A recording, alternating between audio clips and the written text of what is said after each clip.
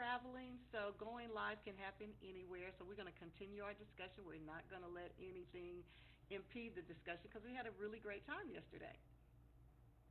So I have 20 years experience as a leader. I'm a leadership strategist. In addition to that, I'm an author, a speaker, and a mentor. And I've worked with numerous executive leaders. I've worked from the boardroom to the classroom and anything all between that.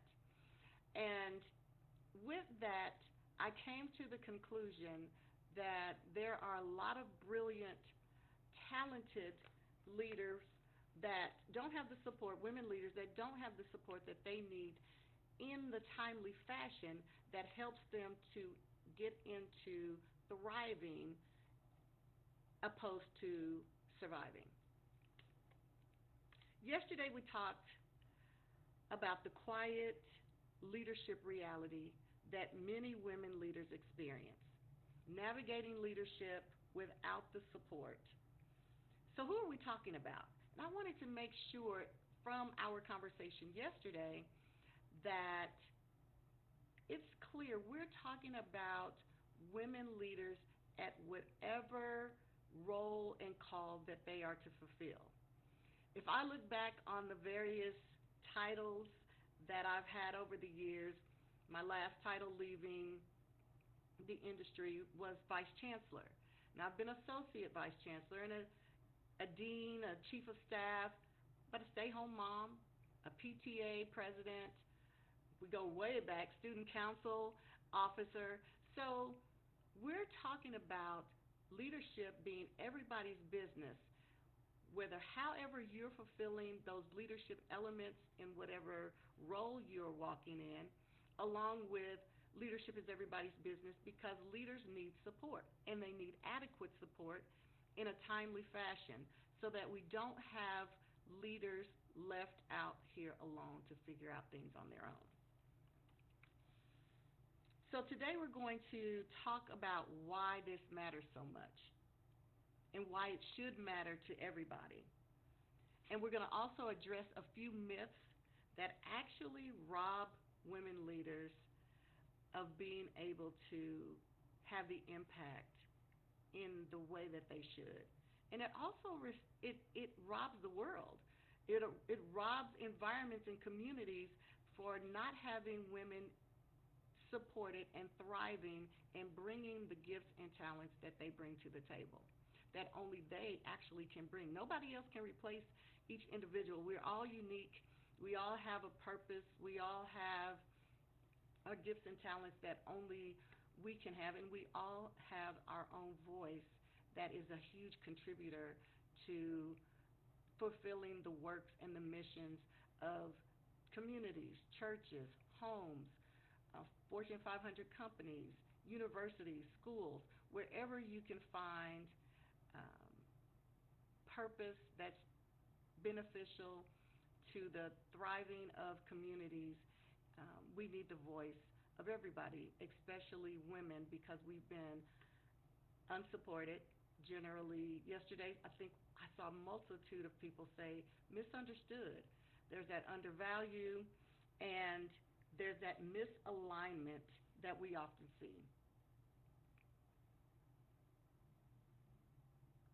So most of my career, I've spent helping leaders and organizations grow. And I continue that work in this new space of not only helping organizations, but helping more intentionally working with and walking alongside women leaders. But what's closest to my heart is making sure that we begin to unravel and disband some of these misnomers that impede the progress and rob women leaders of the impact that they are so desperately needed to fulfill. Over the years, I've watched incredible leaders carry enormous responsibilities while they receive very little strategic support. And I want to be specific when I say strategic support, because I had some support. I had people who were rooting for me, but it was not the support that was needed in a timely fashion, strategically, to accelerate that window of growth and have a strategic and intentional claim on my position as I was moving to the next levels of leadership. That's a big why. So if you think that's a big why, put in the chat, big why. That's why it matters. And there's an even equally big why, say, if you want, in the chat, another big why is the next generation of women leaders. And let me tell you that the leadership gap doesn't start in the boardroom, it doesn't start in the workplace, it starts on the playground. It starts in the classroom, right around the age of 12. At the very moment that the world begins to call girl leaders bossy, that is the moment. That's where it begins. Not because of their ability, because of the lack of support of young developing girls who have skills and abilities to lead, to ideate, to build, to help transform, is misunderstood, misaligned, and at that point we begin the myths that are established very young about women leaders in the minds of girls, but also in the minds of boys.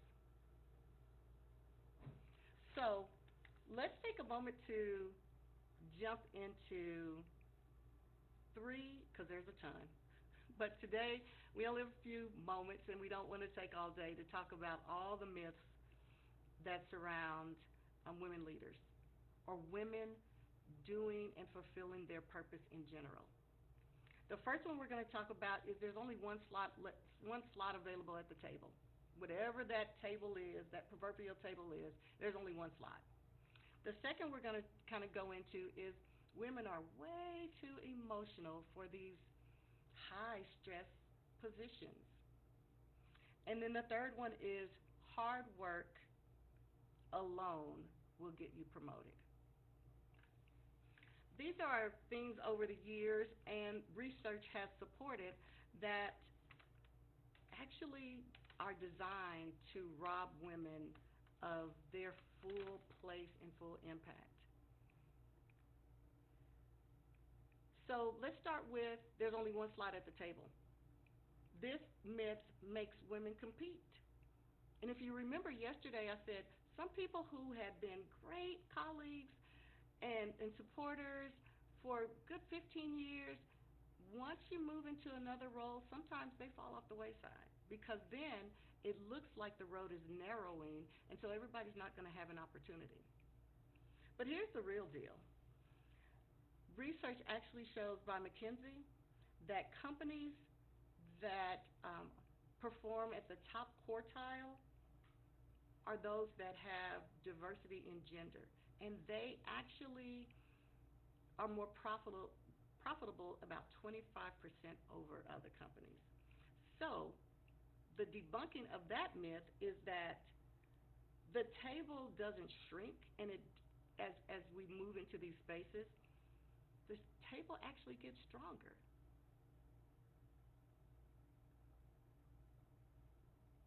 If you receive that, put stronger in the chat, because that's huge, and that's key for everybody to know. That's why I said leadership is everybody's business. Everybody needs to know that adding and diversifying and finding your place and position in whatever that role is to help make decisions and help bring change and help bring impact is required to have diversity in gender so that we're stronger in the work that we're doing. The second myth that I said we'd get into is women are too emotional for high stress leadership roles. I don't know about you, but I will tell you when I had the leadership role of a stay home mother, I don't know if you get more high stress from working from 5 a.m. in the morning to midnight, but I think I held it pretty good, held it well for my family and for all that we were involved in and thriving. So I would say I disagree with that. So if you disagree with women being too emotional for high stress roles, type in the chat disagree. In all honesty, to debunk that myth is that women are emotionally intelligent. And again, research shows that when people are self aware, when they demonstrate empathy, it's a more effective approach than a cold approach to leadership. What has been called too emotional is often exactly the kind of leadership people hunger for. They hunger for leaders who can identify with them. They hunger for leaders who are willing to listen and be inclusive, and they're more comfortable with it's actually it's more of a liability when people aren't emotionally intelligent. And research also shows that companies perform better when leaders are emotionally intelligent and are actually functioning as a whole person, which is bringing their talent, bringing their full person, which is inclusive of their emotion.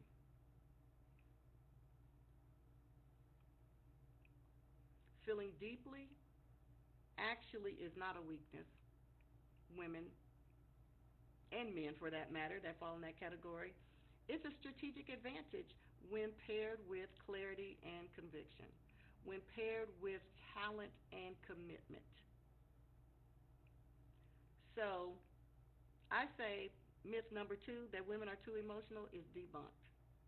And we've got to function like that, and we've got to start sharing it that way, and we've got to start encouraging and supporting each other in that way so that we understand that you don't go acting like you're someone different than who you are. You bring your whole self, and that's how you bring your 100% of what you have to offer. And then the last one that I wanted to make sure we touched on today is hard work alone gets you promoted. If anybody ever saw the movie Hidden Figures, type hidden in the chat because that's the key word. And especially women face this, but especially women of color.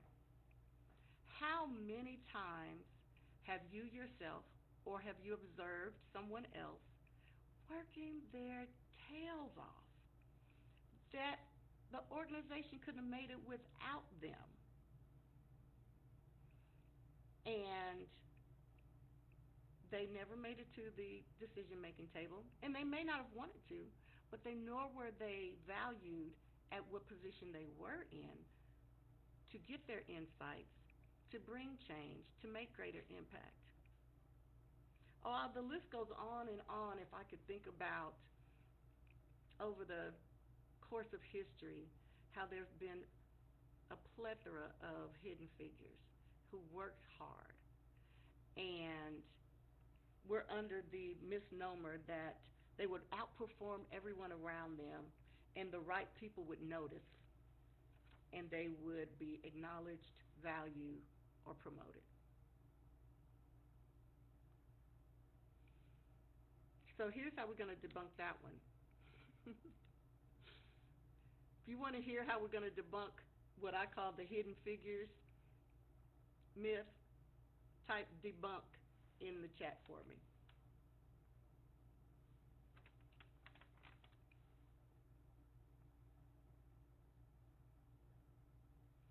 So some research that was done by Catalyst said that women are often